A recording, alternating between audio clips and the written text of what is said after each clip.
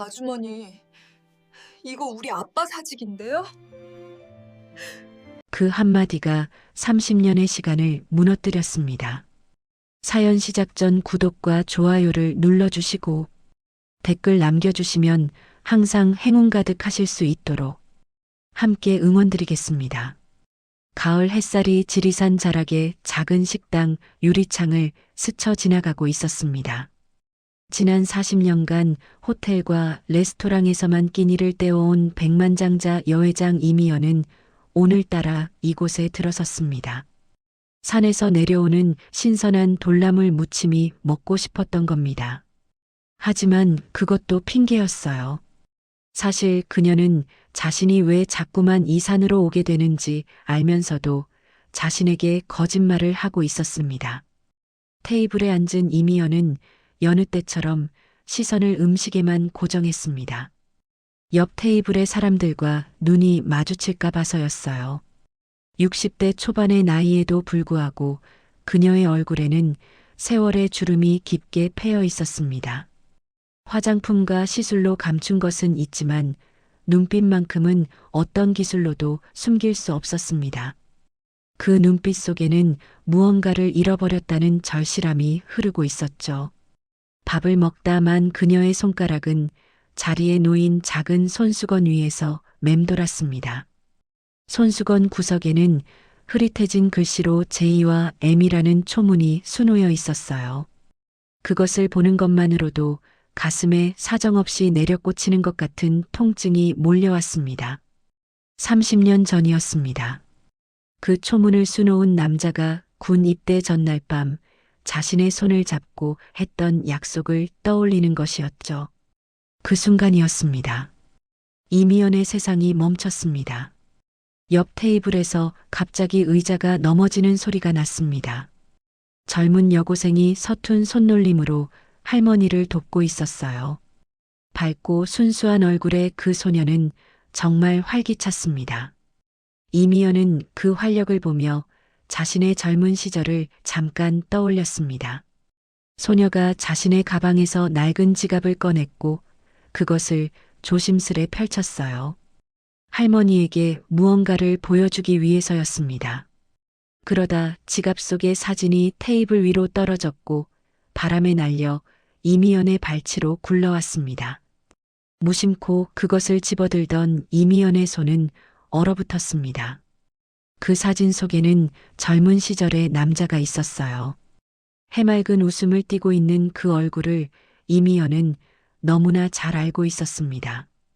30년 동안 수천 번을 떠올렸던 그 얼굴이었죠. 가슴이 철렁 내려앉으면서 숨이 차올랐습니다. 손가락이 떨렸어요. 아, 죄송합니다. 그거 저희 거예요. 소녀의 할머니가 손을 내밀고 있었습니다. 이미연은 천천히 사진을 건네주려 했지만 그 순간 소녀가 사진을 받아들었습니다. 그리고 그 소녀가 입을 열었어요. 아주머니, 이거 우리 아빠 사진인데요. 시간이 멈춥니다. 이미연의 심장이 멈춥니다. 그 한마디가 30년의 시간을 무너뜨렸습니다. 이미연의 입이 말라붙었습니다. 언어를 다루는 능력이 순간 사라져버렸죠. 수백 명의 임원진 앞에서 당당하게 연설하던 그 입이 이제는 말 한마디를 내뱉지 못하고 있었어요. 아이가 아버지를 찾고 있어요. 유나가 말이에요. 아버지를 만나 지가 5년이 넘었거든요. 할머니의 목소리가 들렸습니다. 하지만 이미연의 귀에는 그 말들이 제대로 전달되지 않고 있었습니다. 자신의 심장음이 너무 크게 울리고 있었거든요. 소녀가 사진을 들어 보였습니다. 그것은 1990년대의 사진이었어요. 누군가 대학 캠퍼스에서 찍은 것 같은 사진이었습니다. 남자는 밝은 미소를 짓고 있었고 그의 팔 위에는 어린 여자아이가 앉아 있었습니다. 몇 살 먹지 않은 아이였죠. 이 오빠가 아빠예요. 아빠가 우리 엄마 몸이 안 좋아지니까 돈을 벌려고 아버지를 찾아갔다고 했어요. 근데 그 이후로 연락이 없었대요. 할머니가 아버지를 찾으려고 이렇게 전국을 다니시는 거고요. 유나의 목소리는 투명했습니다. 처연했습니다. 그 목소리가 이미연의 가슴을 깊숙이 파고 들어왔습니다. 이미연은 천천히 얼굴을 들었습니다. 소녀의 눈을 바라봤죠. 그 눈에는 아버지를 그리워하는 마음이 말띠맑게 담겨 있었어요. 그리고 그 순간 이미연은 알아버렸습니다. 소녀의 눈이 누구를 닮았는지 말이에요. 이미연이 숟가락을 내려놓았습니다. 아주 천천히 조심스레 말이에요. 그녀의 손은 여전히 떨리고 있었습니다. 저도 그런 분을 본 것 같은데요. 얼굴이 목이 메어왔습니다. 자신이 무슨 말을 하는 건지도 모른 채 입술만 움직이고 있었어요. 수십 년 동안 감춘 비밀이 이제 튀어나올 것만 같았습니다. 가슴이 터질 듯 답답했죠. 할머니가 다시 몸을 앞으로 기울였습니다.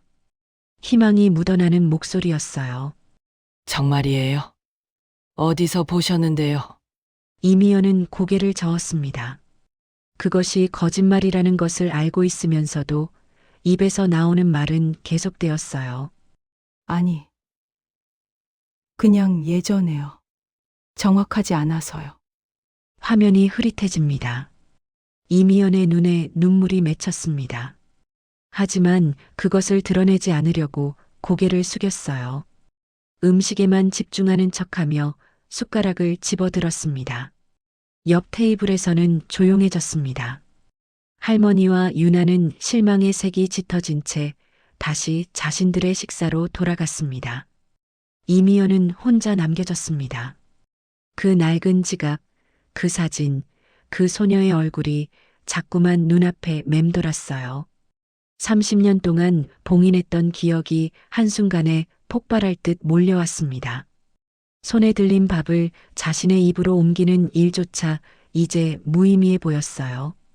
그녀는 알고 있었습니다.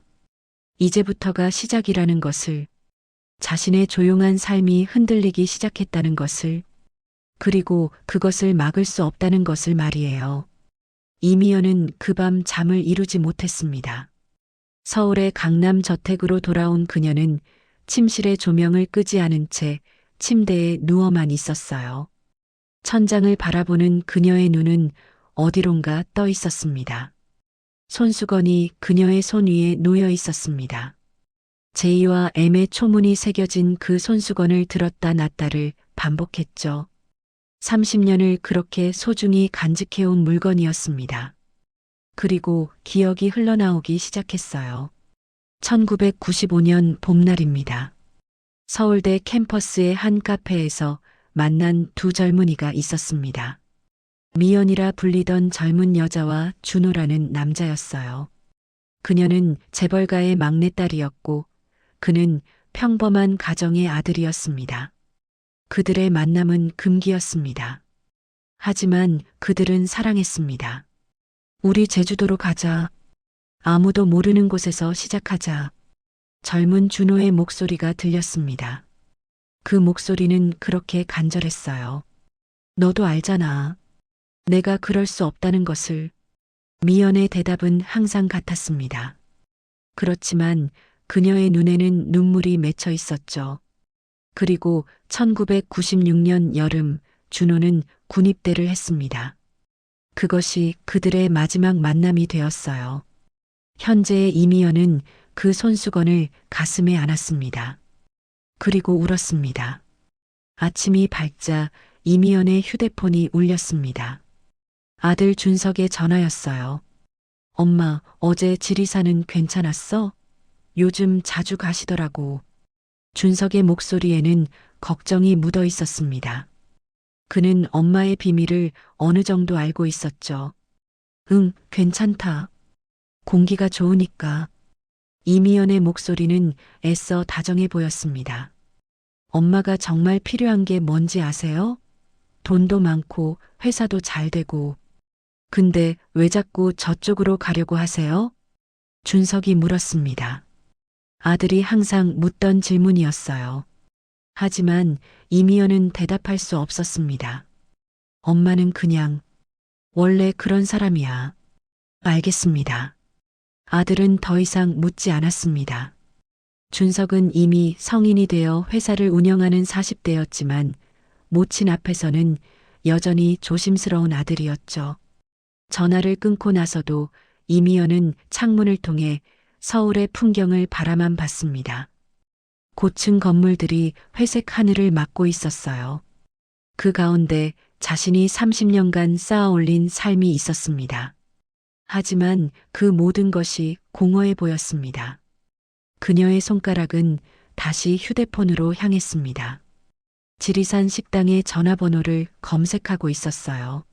아니, 더 정확히는 그 근처의 펜션을 찾고 있었습니다. 김준호라는 이름으로요. 이미연은 인터넷 검색창에 손가락을 올렸습니다. 마음 한구석에서는 이러면 안 된다고 경고하고 있었어요. 하지만 그 경고는 이미 너무 약해져 있었습니다. 지리산 펜션 김준호. 검색 결과가 떴습니다. 비교적 최근에 만들어진 블로그가 하나 있었어요. 산 위의 숨이라는 이름이었습니다. 그곳에는 산의 풍경 사진들과 함께 짧은 글귀들이 올라와 있었습니다. 오늘도 산은 나를 위로해준다. 혼자가 아니면서 혼자인 것처럼 산다. 그것이 성숙이라고 했다. 누군가를 그리워하는 것은 죄가 아니라고 생각했던 시간도 있었다. 이미연의 심장이 철렁 내려앉았습니다. 그것이 정말 그 사람일까요? 너무나 간절히 그렇기를 바라면서도 동시에 그렇지 않기를 바라고 있었어요. 사진들을 넘기다 보니 사람이 나오는 사진이 있었습니다. 멀리서 찍은 것이었지만 그 실루엣만으로도 이미연은 알 수 있었습니다. 그것이 정말 그 사람이라는 것을. 이미연은 휴대폰을 내려놓았습니다. 손이 떨려서 더 이상 들고 있을 수가 없었어요. 그리고 그녀는 생각했습니다. 아직도 시간이 있을까요? 모든 것을 무너뜨리고 새로 시작할 시간이 말이에요. 이미연이 선택한 것은 다시 지리산으로 가는 것이었습니다. 하지만 이번에는 다른 목적으로요. 그녀는 회사에 전화를 걸었습니다. 내일은 회의를 다른 사람이 주재하도록 해. 나는 며칠 지방에 있을 거야. 비서의 놀란 목소리가 들렸지만 이미연은 더 이상 설명하지 않았습니다.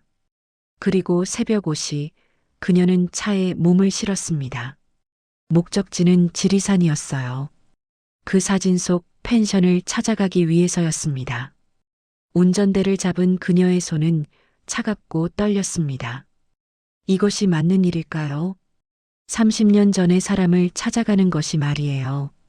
하지만 더 큰 의문이 그녀를 짓눌렀습니다. 그 소녀는 정말 누구의 딸일까요? 그리고 더 중요한 질문은 이것이었습니다. 자신이 정말 그 진실을 마주할 준비가 되어 있을까요?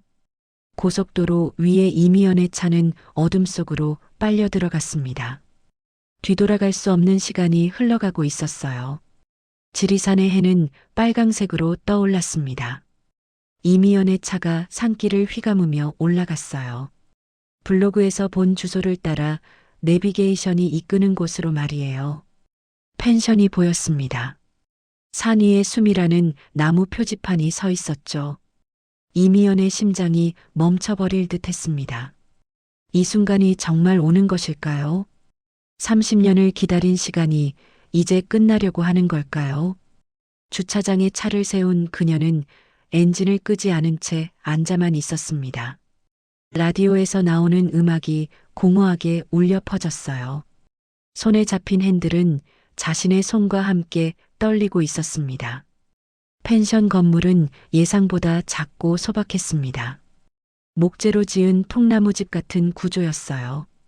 마당에는 풀이 자라나고 있었고 창문에는 반투명한 커튼이 쳐져 있었습니다. 누군가 그곳에 살고 있다는 흔적이 희미하게 보였죠. 이미연이 차문을 열었습니다. 산의 공기가 밀려 들어왔어요. 그것은 신선했지만 동시에 차갑고 생소했습니다. 30년 동안 마신 서울의 공기와는 완전히 다른 냄새였죠. 그녀는 천천히 발을 디디며 펜션 입구로 향했습니다. 한 발 한 발이 너무나 무거웠어요. 이것을 하면 안 되는 건 아닐까요? 그렇게 생각했지만 그녀의 두 다리는 멈추지 않았습니다. 펜션의 현관문 옆에는 초인종이 있었습니다. 이미연의 손가락이 그것을 향해 올라갔어요. 하지만 다시 내려왔습니다. 3번을 반복했습니다. 그리고 결국 그녀는 돌아섰습니다. 이미연이 펜션 앞을 떠나려던 순간이었습니다. 펜션 뒤쪽에서 누군가가 나타났어요. 남자였습니다. 50대 후반 정도로 보이는 그 남자의 얼굴은 30년의 세월로 깊게 패여 있었습니다. 하지만 그 눈빛만큼은 이미연이 기억하던 그것이었어요. 비록 더 외로워져 있었지만 말이에요. 안녕하세요. 객실을 원하시나요? 남자의 목소리가 들렸습니다. 그것은 너무나 낯설었으면서 동시에 너무나 익숙했어요. 이미연의 목이 메어왔습니다. 말이 나오지 않았죠. 혹시 예약하신 분이신가요? 남자가 다시 묻고 있었습니다. 그의 얼굴에는 의아함이 떠올랐어요. 분명 낯선 손님인데 왜 그 여자는 자신을 바라보고 있을까 하는 표정이었습니다. 이미연은 고개를 저었습니다. 아니, 그냥 지나다가요. 거짓말이었습니다. 목구멍에서 나오는 말이 자신의 것이 아닌 것처럼 느껴졌어요. 그렇군요. 남자는 실망한 표정으로 고개를 끄덕였습니다. 그 순간 뒤쪽 건물에서 소녀의 목소리가 들렸습니다. 아빠, 할머니가 전화 왔어. 아빠 소식이 있대. 남자의 얼굴이 순간 밝아졌습니다. 그리고 그는 집으로 돌아갔습니다. 이미연은 그 남자의 뒷모습을 바라만 봤습니다. 그리고 차 안에 앉았어요. 손이 심하게 떨렸습니다. 세상이 기울어진 것 같았어요. 지갑 속 사진의 그 남자는 누구였을까요? 그리고 그 소녀의 진짜 아버지는 누구였을까요? 이미연은 차 안에서 휴대폰을 들었습니다. 손가락이 덜덜 떨리고 있었어요. 그녀는 검색창을 열었습니다. 김준호 펜션 주인. 새로운 검색 결과들이 떴습니다. 그 중 하나가 눈에 띄었어요. 지역 뉴스 기사였습니다. 펜션 운영자 30년 전 실종 아이를 찾다. 제목만으로도 이미연의 심장이 멈춰버렸습니다. 기사를 읽기 시작했죠. 김준호 씨는 1996년 초 딸이 1살 때 전 아내와 함께 아이를 키워왔다고 밝혔습니다. 그러나 9년 전 아내가 갑작스럽게 세상을 떠나면서 혼자가 되었다고 합니다. 현재 그는 자신의 친아버지를 찾고 있는 손녀를 위해 전국을 누비고 있습니다. 이미연의 눈앞이 흐릿해졌습니다.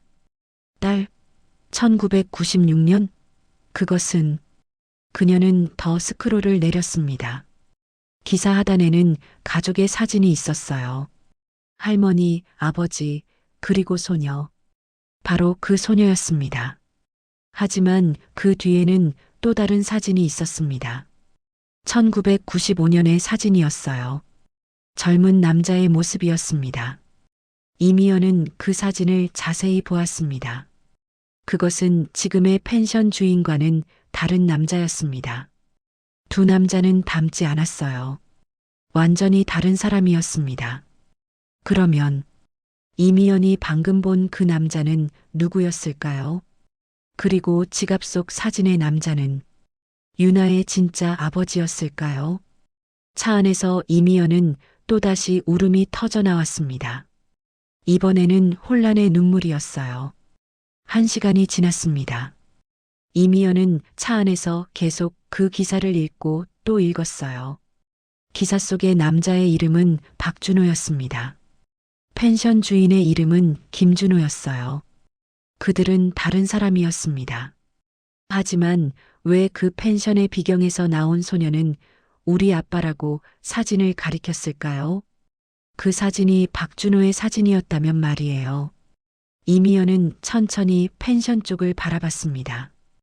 뒤편 건물에는 불이 켜져 있었어요. 누군가 그곳에 살고 있다는 증거였죠. 그녀의 휴대폰이 울렸습니다. 아들 준석이었어요. 엄마, 어디 계세요? 회사에서 연락이 안 된다고 하는데요. 이미연은 자신이 어디 있는지 설명할 수 없었습니다. 아, 엄마가 조금 이따 전화할게. 걱정 마. 전화를 끊고 나서도 이미연은 그 펜션을 바라만 봤습니다. 펜션 이름이 산 위의 숨이었습니다. 그곳에는 분명 누군가의 숨겨진 비밀이 있었어요. 그리고 그 비밀은 이미연의 비밀과 연결되어 있었습니다. 30년 전 그 남자, 박준호와 말이에요. 차 엔진을 다시 켜려던 이미연의 손이 멈췄습니다. 아직 여기서 떠날 시간이 아니었어요. 그 펜션 주인이 정말 누구인지, 그리고 왜 그 소녀가 자신에게 그 사진을 보였는지 알아야만 했습니다. 이미연은 다시 차에서 내렸습니다. 이번에는 더 큰 결심을 하고 말이에요. 이미연은 펜션 입구의 초인종을 눌렀습니다. 이번에는 더 이상 돌아설 수 없다는 각오를 가지고 말이에요. 문이 열렸습니다. 남자가 나타났습니다. 김준호였어요. 그의 얼굴에는 의아함이 떠올랐습니다. 아, 아까 손님이시네요. 뭔가 필요하신 게 있으신가요? 이미연은 입술을 깨물었습니다. 그녀는 미리 준비한 거짓말을 꺼냈어요. 펜션을 보고 있었는데 정말 좋네요. 혹시 몇 박 묵을 수 있을까요?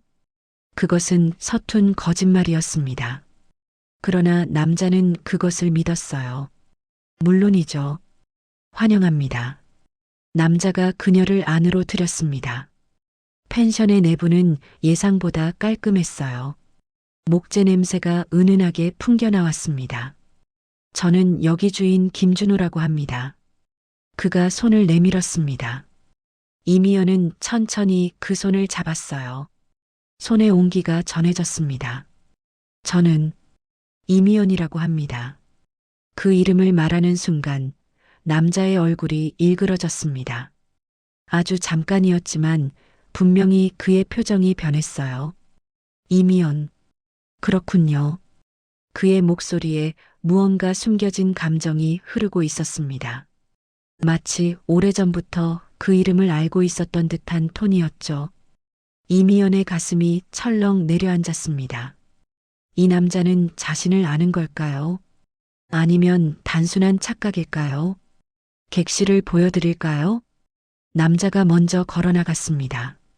이미연은 그를 따라갔어요. 하지만 그녀의 눈은 계속 그의 뒷모습을 바라보고 있었습니다. 그 등이 왠지 익숙했거든요. 객실을 배정받고 나서 이미연이 방으로 들어갔습니다. 창문에서 지리산의 풍경이 보였어요. 석양이 산을 붉게 물들이고 있었습니다. 이미연이 침대에 앉으려는 순간 현관 쪽에서 목소리가 들렸습니다. 준호, 우리 왔어. 그것은 할머니의 목소리였어요. 그리고 그 뒤로는 익숙한 소녀의 목소리가 따라왔습니다.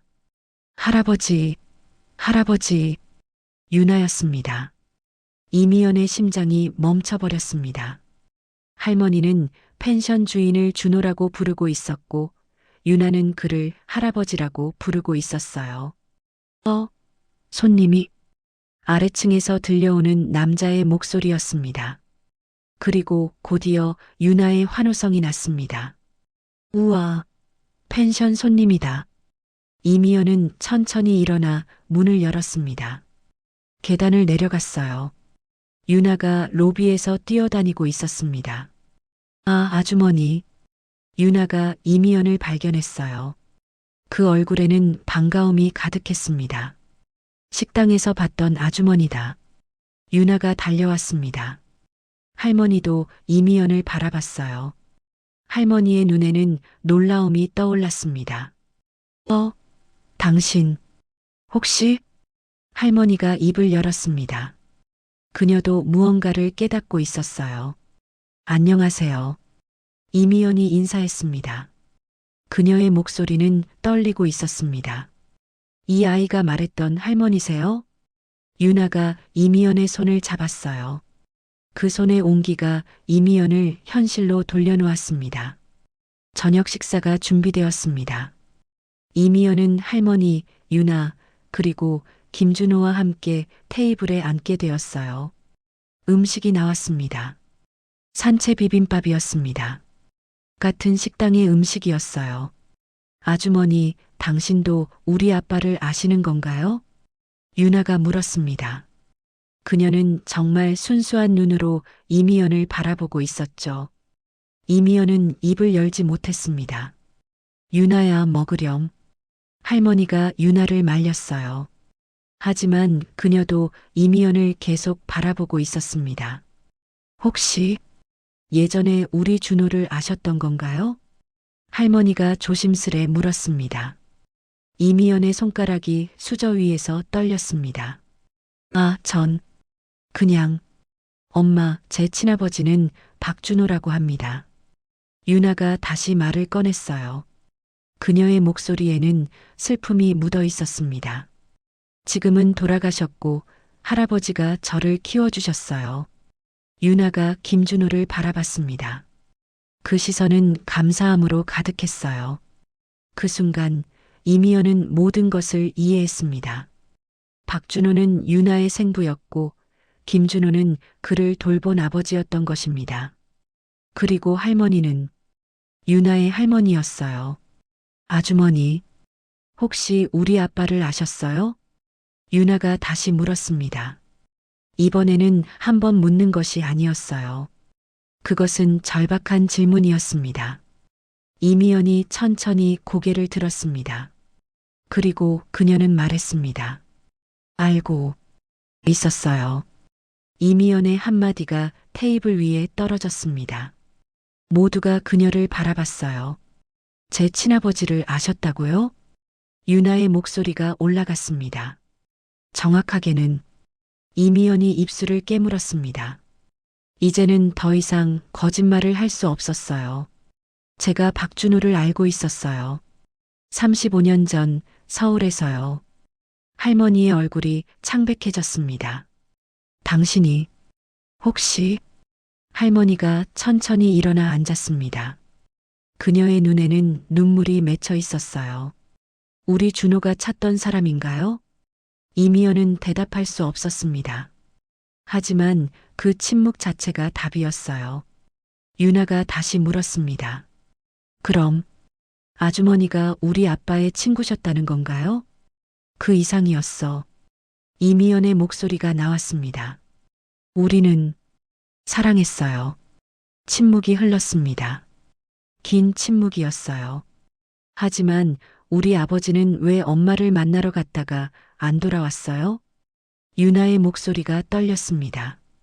그 질문은 너무나 가슴 아팠어요. 이미연은 그 질문의 답을 알아야만 했습니다. 그리고 그것을 알기 위해서는 이 펜션의 주인 김준호에게 물어봐야만 했습니다. 유나는 이미연을 바라봤습니다. 할머니도 그랬어요. 그리고 김준호는 침묵 속에서 음식을 먹고 있었습니다. 그 침묵이 가장 큰 답변이었습니다. 김준호가 수저를 내려놓았습니다. 그의 손은 떨리고 있었어요. 오랜 시간 말하지 않으려던 것을 이제 꺼내야 할 시간이 온 것입니다. 당신이 진짜 그분이시군요. 김준호가 이미연을 바라봤습니다. 그의 눈빛에는 복잡한 감정이 흐르고 있었어요. 제 이름은 김준호입니다. 박준호는 제 친형입니다.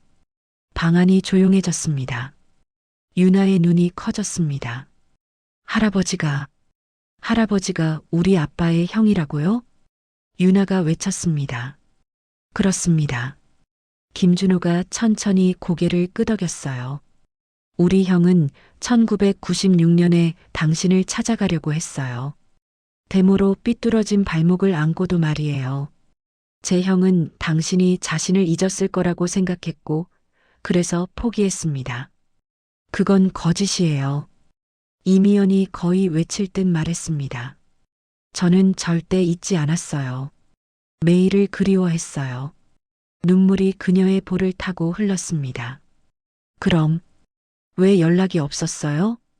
형이 말이에요. 김준호가 조심스레 말했습니다. 형이 가는 길에 차에 치였어요. 1997년 2월이었어요. 어린 제가 이 모든 것을 다 봤었습니다. 형은 일어나지 못했어요. 할머니의 손이 입을 막았습니다. 아니, 설마, 당신에게 이 소식을 전할 수가 없었어요. 김준호의 목소리가 떨렸습니다. 형의 아이가 있다는 것도 몰랐으니까요. 형이 아내한테 남긴 유산으로 아이를 기르라고 했고, 저도 그 아이와 함께 살았어요. 이미연의 세상이 멈춰버렸습니다. 형은 당신의 이름을 마지막까지 불렀어요. 김준호가 계속했습니다. 제 형은 정말 당신을 사랑했습니다. 그날도 당신한테 가기 전에 저한테 말했거든요. 너무 가고 싶어. 미연이를 꼭 안고 싶어라고요. 유나의 얼굴에 눈물이 흐르기 시작했습니다. 형은 도움을 청하지 못했어요. 당신의 가족이 우리 형을 반대했으니까요. 형은 자신이 죽더라도 당신이 그 때문에 힘들어하지 않기를 바랐습니다. 그렇다면 당신은 왜 저한테 알리지 않으셨어요? 이미연이 물었습니다. 그녀의 목소리는 비통함으로 가득했어요. 저는 어렸거든요. 김준호가 대답했습니다. 그리고 형의 아내인 유나의 할머니가 저보고 말했어요.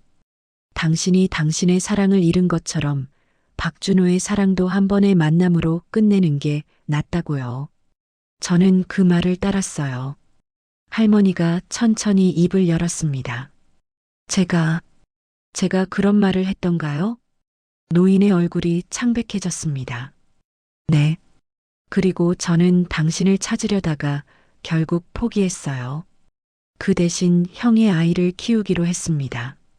이게 제가 할 수 있는 유일한 보상이라고 생각했거든요. 이미연은 말을 할 수 없었습니다. 30년 동안 품어온 비통함과 미움이 한순간에 연민으로 변해버렸어요. 저는 이 모든 걸 모르고 있었어요. 이미연이 천천히 말했습니다. 박준호가 돌아오지 않은 이유를 평생 이해할 수 없었어요. 저는 그가 저를 버렸다고 생각했습니다. 또 다른 사람을 만났다고 생각했어요. 그래서 그녀는 입을 다물었습니다. 당신은? 김준호가 물었습니다. 저는 당신의 형이 이루지 못한 것을 대신 이루려고 노력했어요. 아내를 얻고 아이를 낳고 성공했어요. 하지만 모든 것이 공허했습니다. 저는 사랑하지 않는 남자와 결혼했고 그 결혼 안에서 외로워했어요. 이미연의 목소리가 떨렸습니다. 그리고 지난 몇일간 저는 깨달았어요. 박준호가 왜 돌아오지 않았는지 말이에요. 유나가 이미연에게 다가갔습니다. 그 소녀는 이미연의 손을 잡았어요. 아주머니, 우리 아빠가 아주머니를 정말 사랑했나 봐요. 순수한 소녀의 말이 이미연의 가슴을 녹였습니다. 네, 정말 사랑했어요. 이미연이 유나의 손을 잡았습니다. 당신의 아버지는 내 가장 큰 사랑이었어요. 그리고 평생의 후회였어요. 할머니가 천천히 일어나 앉았습니다. 그녀의 눈에는 깊은 죄책감이 흐르고 있었어요. 저를 용서해 주실 수 있을까요? 할머니가 이미연에게 물었습니다. 제가 그 길을 막았어요. 제가 당신을 만나지 못하게 했어요. 아무도 모르게 말이에요. 이미연은 할머니를 바라봤습니다. 그 눈에는 원망이 있었지만 동시에 깊은 이해도 있었어요. 할머니도 당신 아들을 잃으셨네요. 이미연이 말했습니다. 30년을 그 죄책감과 함께 사신 거겠죠. 할머니가 고개를 떨어뜨렸습니다. 그렇습니다. 그렇다면 우리는 모두 같은 고통 속에 있었던 거네요. 이미연이 손을 내밀었습니다. 할머니가 그 손을 잡았어요. 두 여인의 손이 만났습니다. 이제는 이것도 끝내야 할 시간인 것 같아요. 이미연이 말했습니다. 유나가 이미연과 할머니의 손 위에 자신의 손을 얹었습니다. 그리고 김준호도 그 손들 위에 자신의 손을 놓았어요. 우리 아빠가 원했던 것이 이건 아닐까요? 유나가 조용하게 말했습니다. 아빠가 사랑했던 사람들이 모두 함께 있는 것 말이에요. 네 사람의 손이 테이블 위에서 하나가 되었습니다. 그 손들 위에서 30년의 시간이 부서져 내리고 있었어요. 밤이 깊어갔습니다. 네 사람은 여전히 테이블에 앉아 있었어요. 밥은 식어가고 촛불만 희미하게 타오르고 있었습니다. 제가 먼저 말씀을 드려야겠습니다. 김준호가 입을 열었습니다. 그의 얼굴에는 30년을 짊어진 무게가 선명했어요. 당신이 제 형을 사랑했다는 것을 저는 그때부터 알고 있었어요. 형이 죽기 전날 형은 저한테 당신의 이름만 반복해서 부르고 있었습니다. 미연이, 미연이 말이에요. 이미연의 눈에서 눈물이 흐르기 시작했습니다. 제가 할 일은 형이 가지 못한 세상을 대신 살아내는 것이었어요. 그래서 저는 유나를 키웠고 이 펜션을 지었습니다. 형이 좋아하던 산을 바라보면서요. 김준호가 손으로 창밖을 가리켰습니다. 어둠 속에 지리산의 실루엣이 보였어요. 하지만 저는 죄책감에서 벗어날 수 없었습니다. 그 죄책감이 저를 이곳으로 이끌었습니다. 이미연이 천천히 손을 내밀었습니다. 남자의 손을 잡았어요. 당신은 죄가 없어요. 당신은 아버지셨던 거예요. 그 말에 김준호의 눈에 눈물이 맺혔습니다. 할머니가 천천히 입을 열었습니다. 그녀의 목소리는 낮고 떨리고 있었어요. 저는 큰 죄를 지었습니다. 노인의 손이 계속 떨렸습니다. 제 아들이 죽고 난 후 저는 당신을 원망했어요. 그 아이의 어머니도 원망했고요. 마치 당신이 제 아들의 삶을 파괴한 것처럼 생각했습니다. 할머니가 눈을 감았습니다. 그래서 저는 이 젊은이에게 당신을 찾지 말라고 했어요. 이 아이도 함께 상처받을까 봐서요. 하지만 그것은 제 자신을 보호하려는 이기적인 판단이었습니다. 할머니의 어깨가 흔들렸습니다. 오랜 시간 억눌렀던 눈물이 한 번에 쏟아져 나왔어요. 30년이 지난 지금 저는 깨달았어요. 제 아들은 당신을 사랑했다는 걸요. 그리고 그 사랑이 죄가 아니었다는 걸요. 유나가 할머니에게 다가가 그녀를 안았습니다. 할머니 때문이 아니에요. 우리 아빠도 할머니를 사랑했을 거예요. 유나의 목소리가 할머니의 가슴을 녹이고 있었습니다. 미안해요. 정말 미안합니다. 할머니가 이미연을 바라봤습니다. 당신을 그렇게 빼앗고 그렇게 오래 아프게 했는데요. 이미연이 일어나 할머니를 안았습니다. 두 여인의 눈에서 눈물이 흘렀어요. 밤 11시 유나가 이미연의 손을 잡았습니다. 아주머니, 같이 가볼 곳이 있어요. 그들은 펜션 뒤쪽으로 걸어갔습니다. 그곳에는 작은 방이 있었어요. 벽에는 사진들이 붙어 있었습니다. 이건 우리 아빠 추모실이에요. 유나가 천천히 말했습니다. 벽에는 박준호의 사진들이 가득했습니다. 어린 모습의 박준호, 젊은 박준호, 그리고 유나를 안고 웃는 박준호의 모습이 있었어요. 할아버지가 아빠가 돌아가신 후부터 여기를 만들었대요. 아빠를 잊지 않으려고요. 이미연은 그 사진들을 바라봤습니다. 그 얼굴들이 시간이 지나면서 변해가는 모습을 보고 있었어요. 한 장의 사진이 더 있었습니다. 이미연이 모르는 사진이었습니다. 대학생 시절의 박준호와 미연이 함께 있는 사진이었어요. 누가 찍었는지는 모르지만 그 안에 담긴 행복이 명확했습니다. 아버지가 이 사진을 할아버지한테 주셨대요. 내가 행복했던 시간이 있다는 걸 기억해달라고 말이에요. 유나가 조용히 말했습니다. 이미연의 두 다리가 흔들렸습니다. 그녀는 앉아버렸어요. 벽을 등으로 하고 앉은 채 그 사진을 바라봤습니다. 박준호, 당신은 날 기억하고 있었구나. 이미연이 중얼거렸습니다. 30년을 기다린 것이 헛되지 않았구나. 유나가 이미연을 안았습니다. 이 16살 소녀는 자신의 아버지를 잃은 여인의 가슴을 품고 있었어요. 새벽 3시 5사람이 다시 한번 모였습니다. 아, 이제는 5명이 아니었어요. 이미연의 아들 준석이 찾아왔습니다. 어머니가 하루 종일 연락이 없자 지리산으로 차를 몰고 온 것이었죠. 엄마, 왜 이러셨어요? 준석이 외쳤지만 그의 목소리는 곧 낮아졌습니다. 거기에는 낯선 할머니, 아버지, 그리고 예쁜 소녀가 있었거든요. 아이 자식아, 와 앉거라. 할머니가 준석을 손짓했습니다. 당신 엄마가 30년을 기다린 사람이 여기 있단다.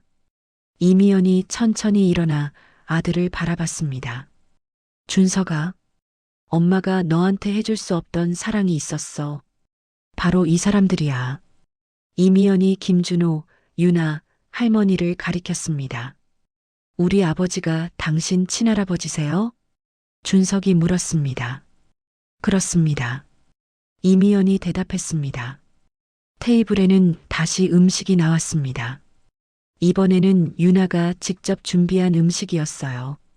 밤이 깊어가는 와중에도 그들은 함께 밥을 나눴습니다. 우리 아버지는 당신을 사랑했어요. 유나가 이미연에게 말했습니다. 그리고 지금도 당신을 사랑하고 있을 거야. 유나가 위를 바라봤습니다. 지리산 너머의 별들이 보였어요. 이미연은 유나의 손을 잡았습니다. 그리고 난 당신의 아버지를 사랑했어. 그리고 이제는 당신을 사랑하고 있어. 당신도 내 가족이 되어줄래? 유나의 눈에 눈물이 맺혔습니다. 네, 아주머니.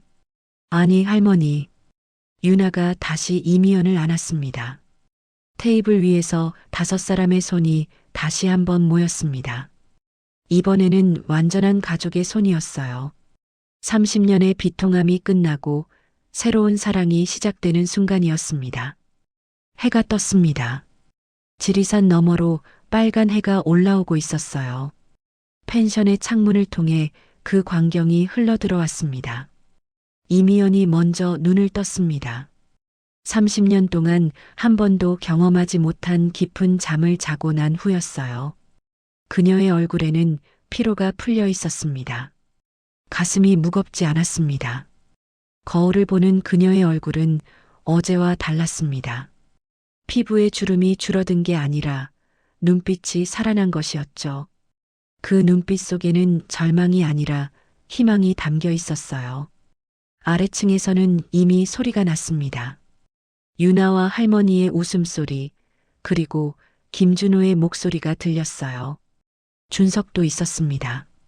이미연은 천천히 내려갔습니다. 테이블에는 누군가가 준비한 아침밥이 있었습니다. 밥, 국, 반찬들이 따뜻하게 담겨 있었어요. 아, 어머니, 일어나셨어요? 준석이 일어나 어머니를 맞이했습니다. 우리 아버지가 남겨주신 또 다른 선물이 있다고 하네요. 유나가 이미연에게 말했습니다. 그 얼굴에는 신비로운 미소가 떠올라 있었어요. 뭔데요? 이미연이 물었습니다. 아침을 먹고 난 후에 보여드릴 거예요. 유나가 신비스러운 말을 했습니다. 아침 식사를 마친 후 김준호가 낡은 상자 하나를 들고 왔습니다. 그것은 오래되었지만 소중하게 보관되어 온 것 같았어요. 이것은 제 형이 남긴 것입니다. 김준호가 천천히 말했습니다. 형이 돌아가시기 전 저한테 당신에게 꼭 전해달라고 했어요. 상자를 열었습니다. 그 안에는 편지들이 있었습니다. 수십 장의 편지가 말이에요. 형은 당신에게 편지를 썼습니다. 매 생일마다, 그리고 특별한 날마다요. 김준호가 편지 중 하나를 건넸습니다. 이미연이 그것을 받았습니다. 봉투에는 자신의 이름이 적혀 있었어요. 박준호의 필체로요. 1997년 3월 14일. 그 날짜는 이미연의 생일이었습니다.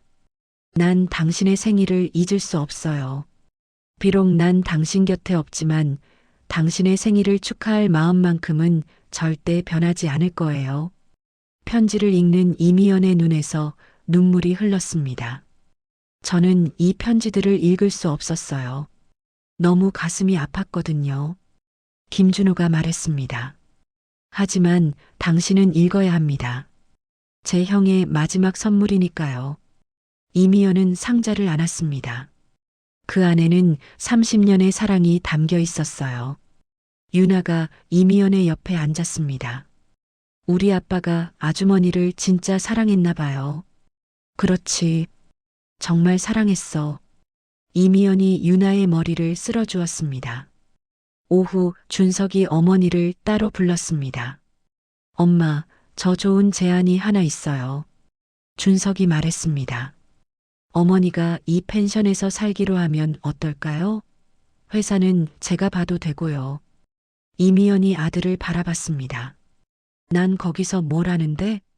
할머니도 오시고 유나도 있고 삼촌도 있잖아요. 우리 가족이 함께 사는 거죠. 준석이 웃음 지었습니다. 그리고 아버지가 원했던 것도 그거일 거예요. 이미연은 입을 다물었습니다. 그녀의 가슴이 뭔가로 꽉 차오르는 것 같았어요. 아래층에서는 이미 결정이 나 있었습니다. 할머니, 유나, 김준호가 모두 이미연이 여기 남기를 바라고 있었어요. 당신이 떠나면 우리 형이 또 외로워질 것 같아요. 김준호가 그렇게 말했습니다. 그의 눈빛에는 진심이 담겨 있었죠. 이미연은 펜션의 창문을 바라봤습니다. 지리산이 보였어요. 그 산은 박준호가 가장 사랑하던 곳이었습니다. 알겠어. 나도 여기 있겠어. 이미연이 말했습니다. 이 산과 함께 살겠어. 당신의 형이 사랑했던 이 산 곁에서. 저녁이 되었습니다. 5명이 함께 박준호 추모실로 갔습니다. 추모실의 벽에는 이제 새로운 사진이 하나 더 붙어 있었어요. 오늘 아침 모두가 함께 찍은 사진이었습니다. 할머니, 유나, 이미연, 김준호, 그리고 준석이 함께 웃고 있는 사진이었죠. 우리 아빠가 만들고 싶었던 가족이 되었어요. 유나가 조용하게 말했습니다. 당신들이 함께 있는 모습을 봤다면 우리 아빠도 행복했을 거예요. 이미연이 사진을 바라봤습니다.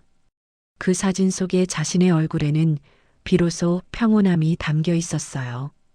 박준호, 우리 함께 있어. 당신이 이루지 못한 것들을 이제 우리가 함께 이루고 있어. 이미연이 중얼거렸습니다. 할머니가 촛불을 켰습니다. 유나도, 김준호도, 준석도 함께 촛불을 켰어요. 5개의 촛불이 박준호의 사진 앞에서 타오르기 시작했습니다. 우리의 형을 기억합시다. 김준호가 말했습니다. 그리고 그가 주신 사랑을 기억합시다. 모두가 함께 기도했습니다. 말이 아닌 침묵과 눈물로 말이에요. 창문 밖으로 별들이 떠오르기 시작했습니다. 그 별빛은 마치 누군가 위에서 내려보고 있는 것만 같았어요. 30년의 시간이 비로소 휴식을 얻었습니다. 그리고 새로운 가족의 이야기가 시작되려고 하고 있었습니다. 계절이 돌아왔습니다. 겨울을 지나고 봄이 왔어요. 지리산의 삼법꽃이 만발했습니다. 이미연은 펜션의 테라스에 앉아 있었습니다. 손에는 박준호의 마지막 편지를 들고 있었어요. 그것은 1996년 11월 그가 군입대 전날 밤 쓴 편지였습니다. 미연아, 난 가야 해. 하지만 난 항상 당신을 생각할 거야. 언젠가 우리가 다시 만날 그날까지. 그때까지 행복해 줄래? 이미연이 그 편지를 읽으며 웃음이 나왔습니다. 28년을 기다린 만남이었지만 결국 그 약속은 지켜졌습니다. 다만 다른 형태로 말이에요. 뒤에서 발소리가 났습니다. 유나였어요. 16살의 소녀는 이제 18살이 되어 있었습니다. 할머니, 봄 축제 포스터 어때요? 유나가 손에 들린 포스터를 보여주었습니다. 그것에는 박준호 기념 봄 축제라고 적혀 있었어요. 이 축제는요, 우리 아빠가 사랑했던 지리산을 보호하고 그리고 이 산에서 만난 모든 사람들이 함께 하자는 뜻이에요. 유나가 밝게 웃음을 지었습니다. 이미연은 유나를 안았습니다. 그 포스터는 박준호가 남긴 또 다른 유산이었어요. 좋아, 정말 좋다. 우리 아빠가 정말 좋아할 거야. 할머니가 병원에서 퇴원했습니다. 겨울 동안 약해졌던 몸이 봄이 오면서 회복되기 시작한 것이었죠. 펜션으로 돌아온 할머니의 얼굴에는 평온함이 가득했습니다. 더 이상 죄책감이 아니라 용서받은 사람의 얼굴이었어요. 이미연아, 고마워. 할머니가 이미연의 손을 잡았습니다. 내가 당신을 그렇게 아프게 했는데 당신이 날 받아줄 줄은. 할머니, 이제는 다 지난 일이에요. 우리 함께 살아가기로 했잖아요. 이미연이 할머니의 손을 잡아주었습니다. 제 남편은 날 돈으로만 사랑했어요.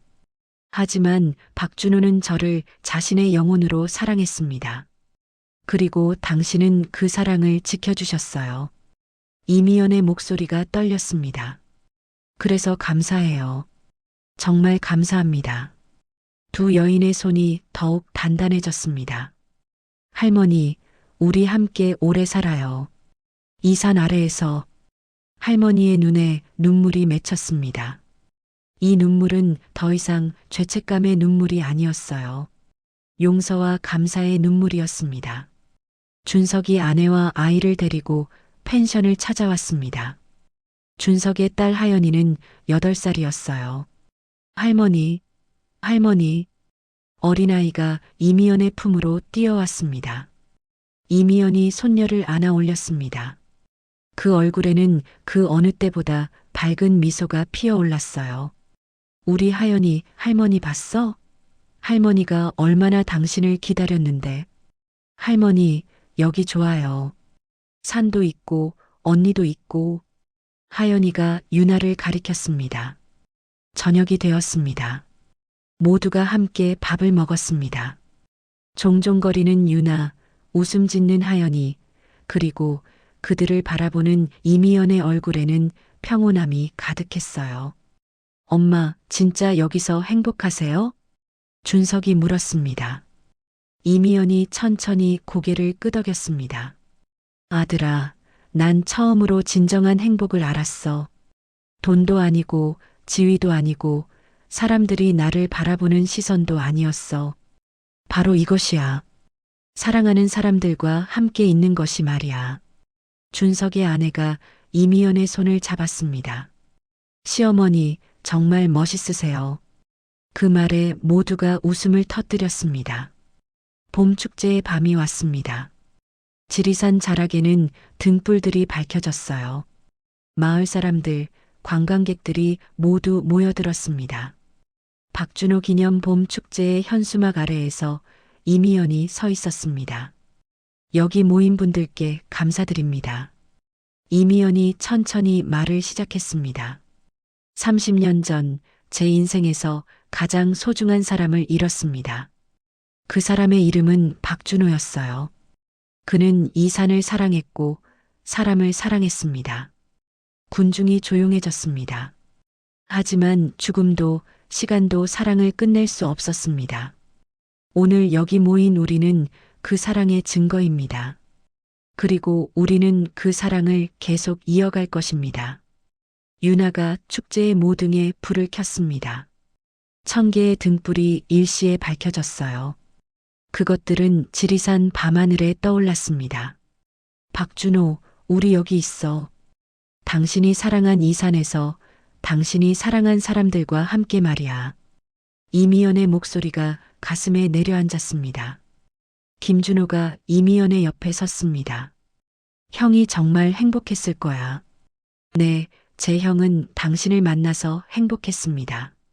그리고 이제 우리도 행복합니다. 두 형제의 자리에는 이제 가족이 서 있었습니다.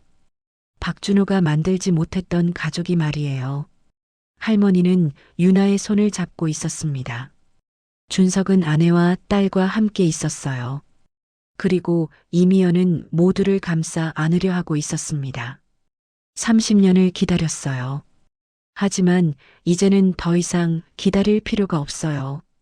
이미연이 중얼거렸습니다. 당신이 남겨준 사랑이 충분히 나를 채워줬으니까. 하늘의 별들이 더 밝게 빛나기 시작했습니다. 마치 누군가 위에서 축복하고 있는 것만 같았어요. 봄바람이 불어왔습니다. 지리산의 봄바람이었어요. 그 바람은 마치 박준호의 손길처럼 느껴졌습니다. 모든 사람들의 뺨을 스쳐 지나가고 있었죠. 우리는 절대 혼자가 아니에요. 유나가 이미연을 바라보며 말했습니다. 우리 곁에는 언제나 아빠가 있어요. 그리고 이제는 할머니도 있고요. 이미연이 유나의 머리를 쓸어주었습니다.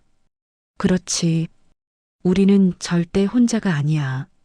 사랑은 죽음도 시간도 끝낼 수 없거든. 등불들이 하늘 높이 떠올랐습니다. 1000개의 빛이 밤하늘을 밝혔어요. 그것들은 마치 박준호가 이루고 싶었던 모든 꿈들이 하늘로 올라가는 것 같았습니다. 지리산의 봄밤은 그렇게 아름다웠습니다. 그리고 여기, 이 산 아래의 펜션. 산 위의 숨에서는 이제 새로운 가족의 이야기가 계속 이어지고 있었습니다. 30년의 상실이 30년의 만남으로 변해버린 그런 이야기 말이에요. 봄이 다시 왔습니다. 펜션의 벽에는 새로운 사진들이 붙어 있었어요. 봄 축제, 여름 캠핑, 가을 단풍, 그리고 첫 겨울을 함께 보낸 가족의 사진들이었습니다. 이미연은 이제 펜션 운영을 직접 돕고 있었습니다. 회사는 준석에게 완전히 넘어갔죠. 유나는 고등학교를 졸업하고 산림청에 지원할 준비를 하고 있었어요. 아버지가 사랑했던 지리산을 지키고 싶다는 이유에서였습니다. 할머니는 더 이상 죄책감 속에서 살지 않고 있었습니다. 대신 손녀와 함께 마을 어린이들을 가르치고 있었어요. 그리고 박준호 기념 봄 축제는 이제 지역의 명물이 되어 있었습니다. 당신이 꿈꿨던 세상이 여기 있어요. 이미연이 박준호의 사진 앞에서 중얼거렸습니다. 이 산 아래에서 사람들이 함께 웃고 있어. 당신의 여동생도 있고, 당신의 딸도 있고, 당신을 사랑했던 여자도 여기 있어. 사진 속의 박준호가 맞춤처럼 웃고 있었습니다. 우리는 당신을 잊지 않을 거야. 그리고 당신이 남겨주신 사랑을 전할 거야. 계속 말이야. 봄바람이 다시 불어왔습니다. 펜션의 문패 산 위의 숨이 부드럽게 흔들렸어요. 그것은 마치 누군가 인사하는 것만 같았습니다. 사랑은 시간을 이깁니다. 죽음도 끝낼 수 없는 것이 있습니다. 바로 마음 깊은 곳에 심어진 그 사랑이 말이에요. 30년의 기다림이 30년의 만남이 되고, 외로움이 가족이 되고, 비통함이 치유가 되는 순간, 우리는 알게 됩니다. 우리는 절대 혼자가 아니라는 것을, 그리고 사랑이 얼마나 소중한 것인지를 말이에요.